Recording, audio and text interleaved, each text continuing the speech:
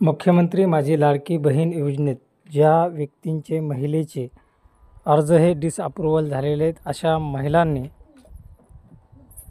लवकरात लवकर डिसअप्रूव्हल झालेले अर्ज एडिट करून घ्यायचे आहेत. कारण एडिट करण्याचं ऑप्शन आता सुरू करण्यात आलेलं आहे.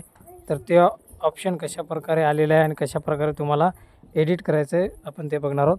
तर सर्वप्रथम तुम्हाला नारी शक्ती दूत ॲप हे ओपन करून घ्यायचं आहे.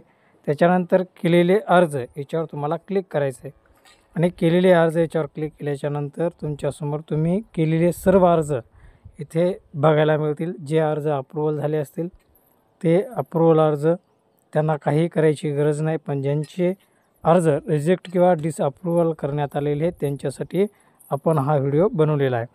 तर इथे तुमचा जो अर्ज असेल तो अर्जासमोर तुम्हाला डिसअप्रूव्हल असं दाखवण्यात येईल.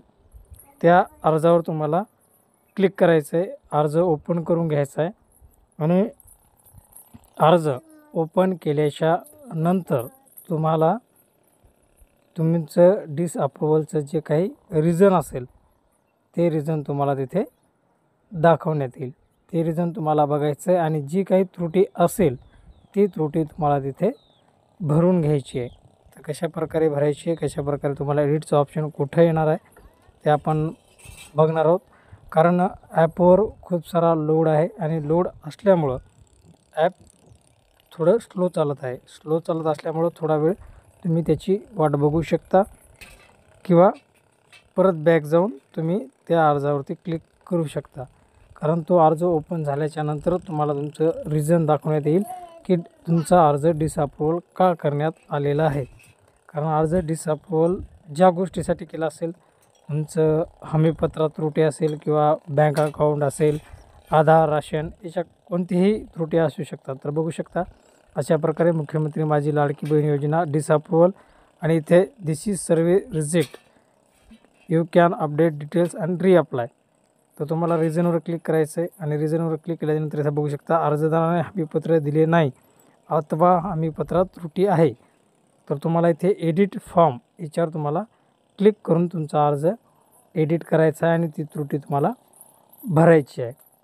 लक्षात ठेवा, अर्ज फक्त एकदाच एडिट होऊ शकतो. त्यामुळे पहिले रिझन चेक करून घ्या. जे रिझन असेल तोच एडिट करून परत सबमिट करा. तुम्हाला OTP येईल, तो OTP टाका आणि तुमचा जो अर्ज आहे तो तुम्ही सबमिट केल्याच्यानंतर तुम्ही तुमचा अर्ज OTP टाकून सबमिट केल्याच्यानंतर असं दाखवेल मुख्यमंत्री माझी लाडकी बहीण योजना इन पेंडिंग टू सबमिटेड आणि लगेच काही दिवसांनी तुमचा अर्ज हा अप्रूव्हल होईल. तर लवकरात लवकर जे डिसअप्रूव्हल आहेत त्यांनी अर्ज एडिट करून सबमिट करावेत आणि रिझन पहिले चेक करावं आणि तेच रिझन तुम्ही एडिट करून सबमिट करावं.